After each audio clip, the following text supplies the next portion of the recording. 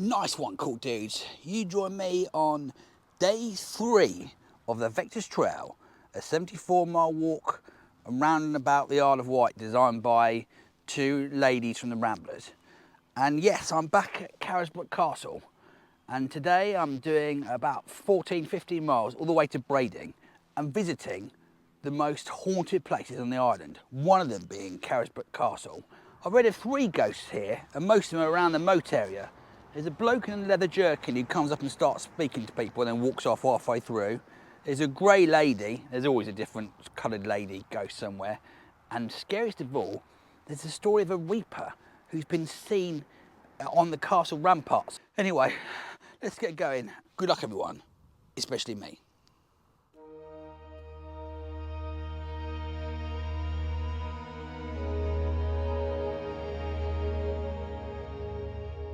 Hey, sunglasses, Marek. I wouldn't like to be walking along here on my own with the same person, you idiot. Oh, maybe a horse or a ghost here.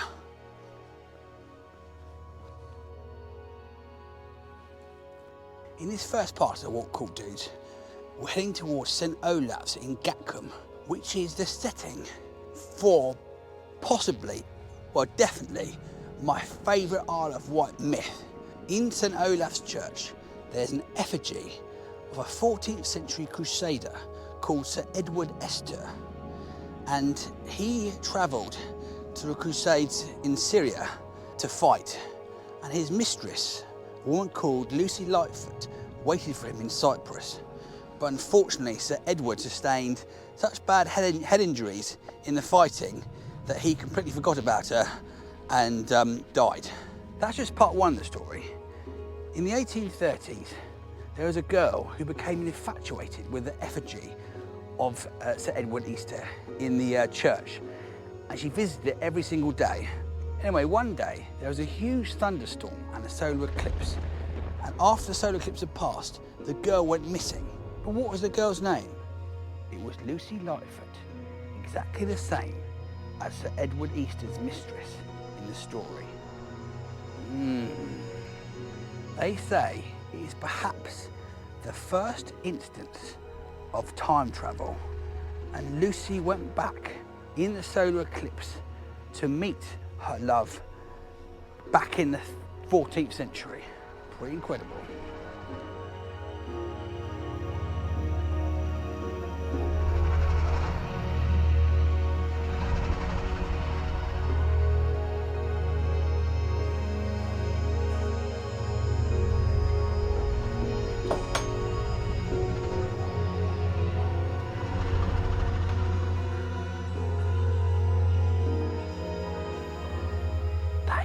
That is the effigy of Sir Edward Este, which Lucy Lightfoot was obsessed with.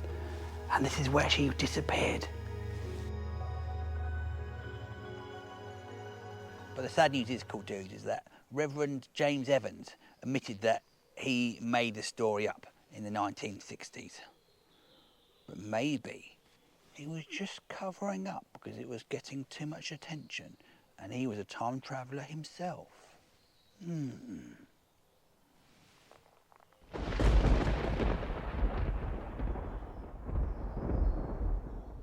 I think now is a good time for today's Vectis challenge, which is, you are Lucy Lightfoot and you're obsessed with Sir Edward Este. The solar eclipse comes and the thunderstorm, and it's your chance to time travel. But which object do you take from the night? The helmet, the dagger, or the codpiece? Choose wisely.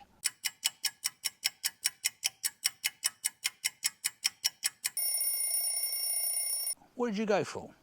If you chose the helmet or the codpiece, unlucky, you're stuck in the boring 1830s. But if you chose the dagger, well done. You've gone back in time and you've met your love, Sir Edward Este, and you're having some good times in Cyprus.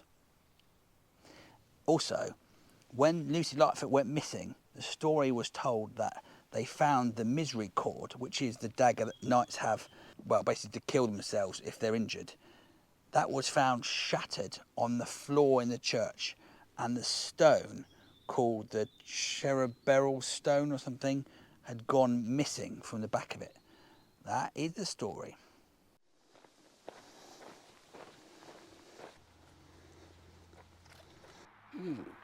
Fancy coming on a fishing trip? Now that is what I call a horrific slope, or maybe an horrific slope. Worth it for the views? Maybe, except for that bit.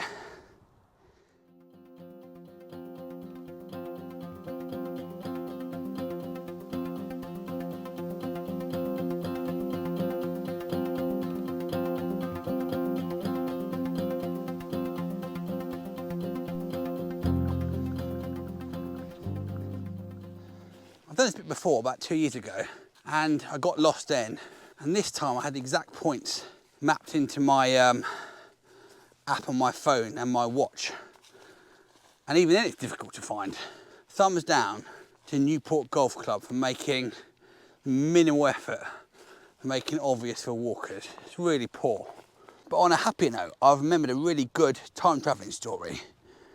One of the best days ever when I was at school was when me and my friend Chris were discussing time travel, and we decided that he was going to dedicate the rest of his life to trying to discover time travel, and he would visit me that evening at my house.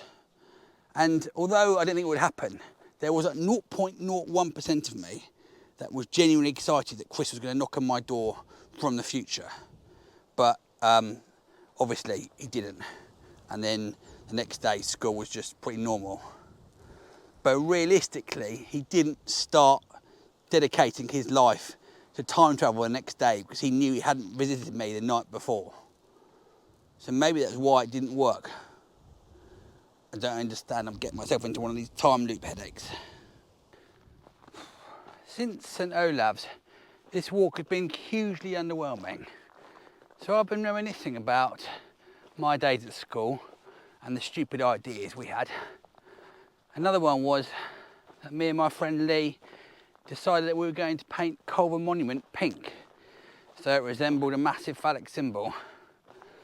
And I think it was very short-lived when we realised that I was scared of heights and it would also cost about £500 in paint. The question of the day, cool dudes, is what stupid plans did you have when you were young? Please write them below. I'll be very interested to read them. Any stupid plans, ideas, anything like that.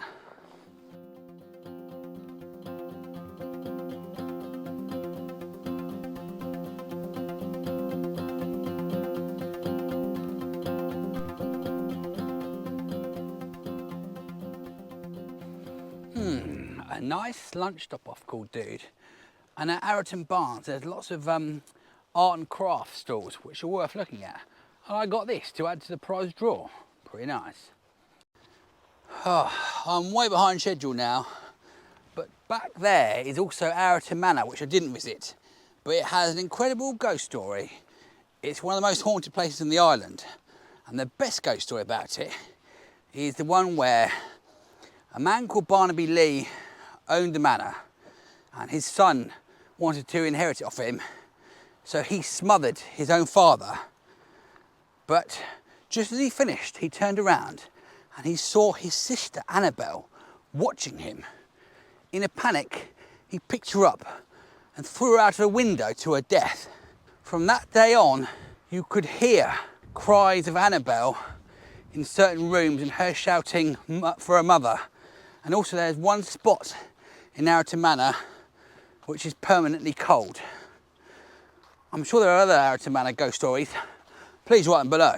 Nice one.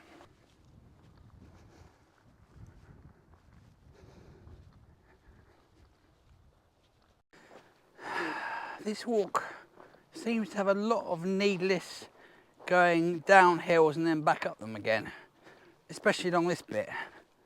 Maybe Barbara and Iris, who made the walk, were sadists.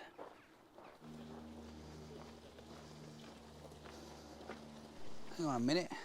A peacock? I can't believe peacock's not in the spotter's handbook. I must include it. What an idiot, that could have been at least 4 points. That's where I'm going, the terrifying Knighton Gorge. Keep your eye out for ghosts, cool dudes.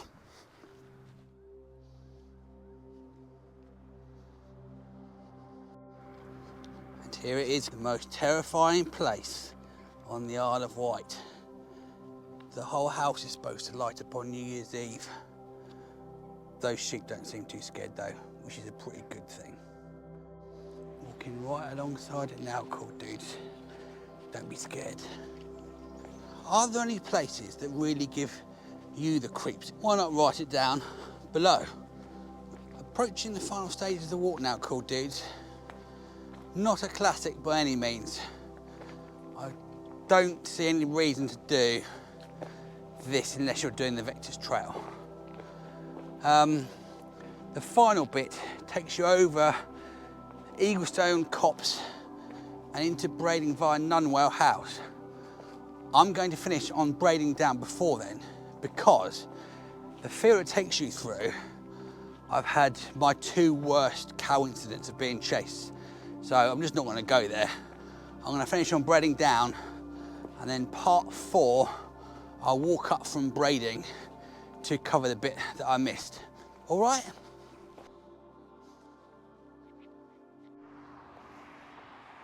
Well, I'm on Brading Downs.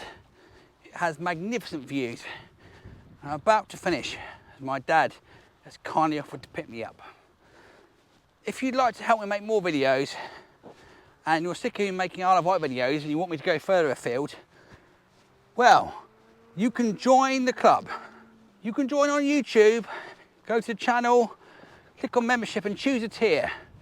For just 99p a month, you get to help me out, plus watch exclusive videos and use these hilarious emojis. Also, there is membership on the website, but I'm going to finish at the end of 2022. And after that will just be YouTube membership. But those people who've joined online are still members forever. Also on the website you can get merch, beanies, spotters handbooks, stickers, badges, you name it. So get all that stuff. Nice one, cool dudes. The walk is complete. 14.1 miles, 7.5 hours. It was pretty average, but I tell you what isn't, you for watching until this bit.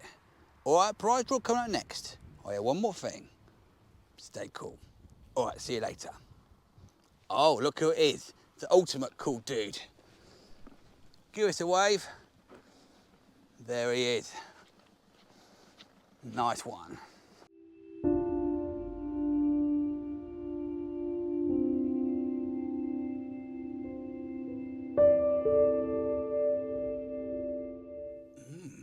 What a scary episode. And yes, it is a wonderful jumper. And no, I'm not working at a garden centre. You can get one of these incredibly comfortable, so soft jumpers on the website. Only got 25 made, probably about 16 left. Go to cooldudes.walkingclub.com. All right, it's time for the prize draw.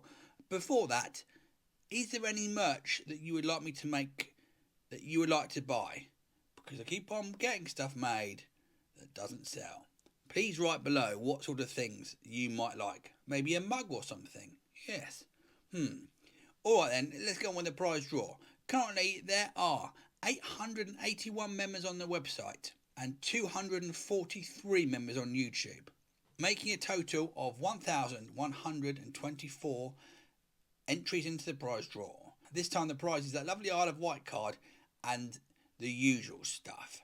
Random number generator, generate me a number. Generate 937, which means it's the 56th person to join on YouTube, who is Walks with Grandad.